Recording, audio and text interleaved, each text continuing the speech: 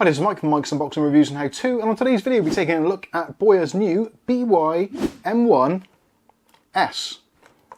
This is hopefully going to be the answer to our prayers. Keep watching to find out more.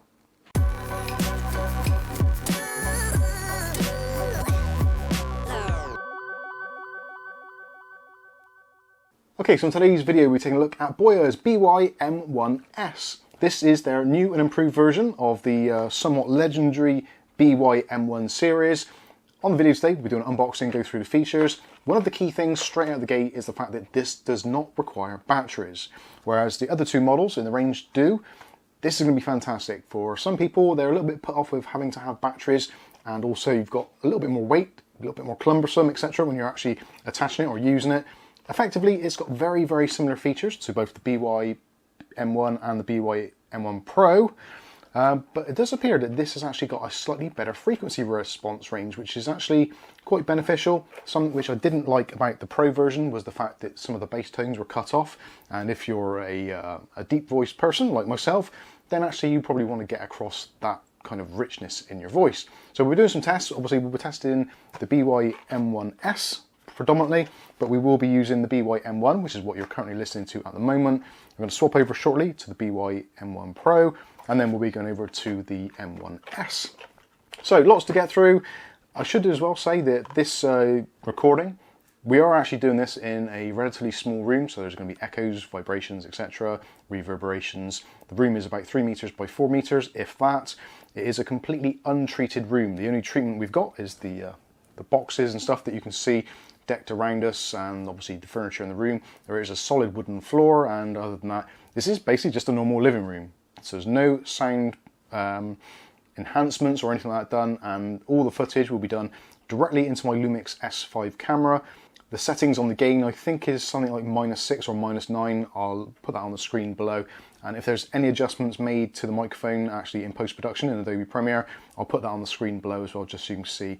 I will try and keep the noise levels as kind of normalised as possible so you can get a good idea of what it sounds like. So anyway, this is what the BYM1 sounds like. Let's get on, we'll change over the mic to the BYM1 Pro, and we'll start doing the unboxing on this one. Okay, so let's take a look at the BYM1S. I'm getting confused with these names already. So packaging wise, very slightly different packaging. They've changed things a little bit, slightly different, using the same company colours, which is always nice to see. So this is a universal Lavalier microphone, so it works with things like your digital cameras, which it's currently working on now. Essentially, if it's got a 3.5mm jack plug, then you're going to be A-OK. You can also use it with things like lightning adapters for iPhones, iPads, all that kind of stuff, and obviously USB Type-C adapters should you need to. Comes with a 6-meter cable on there, so you can get nice and far from the camera. Currently the camera from me is probably like 3 or 4 foot, so the cable is running down the side of the desk, along here, and back up towards me, so there isn't cables kind of being stretched or anything, which you find with some other lav mics. You do need to get extensions unless you're extremely close to the camera itself. And actually I can get quite far away. Quite often I've done videos and I've been walking around this little area doing things, turning off the computer, grabbing parts, etc. So it does give you that little bit of flexibility, having that 6-meter cable length, and of course if you want to, you can cable tie it up or use the provided strap to cable manage should you need to. There's a switch on the actual capsule itself, which we'll take a look at shortly, so that switches between smartphone mode, or TRRS, and TRRS, which is camera mode, that sort of thing. On the back, normally at this point you'd see the specifications, but they've actually changed their design, so it's just got some information there telling you basically what I've said already. So let's take a look and see what we actually get inside. So there is, obviously, the microphone itself comes in a nice pouch with the Boya logo on there. I use this all the time. I'm very used to grabbing this pouch now. It does work very well, keeps everything nice and together. And inside the pouch, obviously, you get the microphone itself. There is the cable bundle, the control capsule, which has got a little belt clip on the side there, so you can clip it onto your jeans, pockets, whatever. And there is the switch there, so camera and or smartphone.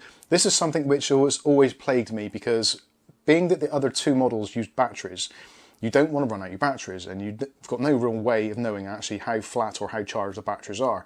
So I was kind of pretty religious about actually making sure that every time I finished using it, I'd switch it into smartphone mode, which was effectively the unpowered mode. And yeah, it was one of those things that sometimes I'd record a video and then I'd realise that I had the switch in the wrong position. Now obviously that can still happen, But because now this doesn't require any batteries, I can leave it just in camera mode and not have to worry about it. Now you can use that, it kind of doubles up really. So if you're recording to camera, like we are now, you can flip the switch down into smartphone mode, and that basically is a mute switch. Obviously, conversely, if you're recording to a smartphone, you can switch it to camera mode, and that will do the same thing. Moving on to the actual microphone itself. So we've got a 360-degree omnidirectional pickup on here. There is a little clip on there, which I clipped on the top of my t-shirt here. There is a windshield, which you can remove. Just pull that off and that reveals the microphone itself. So yeah, all in all, pretty decent stuff. I really like this design. I've been doing the whole kind of YouTube thing for about 4 or 5 years now. And of all the microphones we've reviewed and used over the years, the Boya BYM1 is the one I always go back to because I really do like the sound profile. But let me know what you think. We're currently using the BYM1 Pro, which is just sounds a little bit less clear in my opinion. Maybe the highs are slightly better, but the lows it sounds a little bit kind of murky and a bit muddy. Let me know what you think in the comment section below.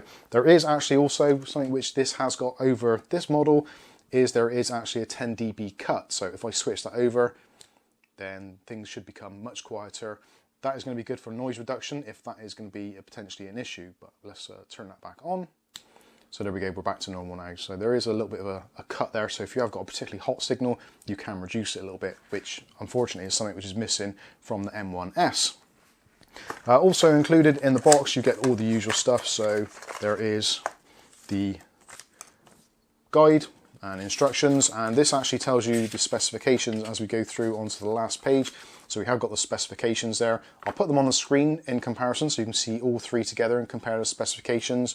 But from what I can see already, the levels and pretty much everything, the signal to noise ratio is 78 dB, whereas the original BYM1 was 74. The middle one, the Pro, was also 78, so they've carried on with that tradition. The frequency response on the new one is 50 Hz to 20 kHz, whereas the other models were 18 kHz down to, I think, 70 or 60 on the previous models. Again, you'll probably be seeing that on the screen right now. Usually the same condenser capsule, and they're all omnidirectional, and they've all got a sensitivity of 30 dB. So yeah, I think that's going to be pretty much it. The cable lengths are all the same, so in between them in terms of kind of what they actually do and what they are, they're very, very similar. Let's plug this in now and see if what I'm hoping is going to be the case is the case, that it sounds nicer, crisper, clearer, and also doesn't need batteries, which is awesome. Right, let's do that now. Okay, so this is now on the BYM1S. Those numbers are really getting confusing for me. I don't know why, there's not many of them to choose from, but this is actually how it sounds now, so hopefully it's coming through clearer. I'm looking on the level meter, actually on the, we've basically got a monitor so I can see what the camera can see. And it does look like I'm peaking or getting ever so close to peaking, so it does seem to be quite sensitive. Hopefully it's not going to peak. I might need to adjust the levels on the camera. Obviously, this is the first time I'm using it. This is completely raw, straight out of the packet. This is what it sounds like. And just to go through the other things that are in the packet, obviously there's some silica gel to stop it getting moldy or whatever. There is the qualified certificate, so this is an official Boya product. You also get the warranty, and also you get a couple of Boya stickers which you can stick on things. So yeah, there we go. There is the microphone. The thing I like about this as well also is the size of the actual control module. So this obviously, because it doesn't need batteries now, they can reduce the size of it quite considerably. So not only is it a lot lighter because there's no batteries in there, normally it'd have either 1 or 2 LR44 batteries, which granted don't obviously weigh a great deal, but it does add to the bulk of it. And if you're trying to keep things lightweight, then certainly it does make a difference.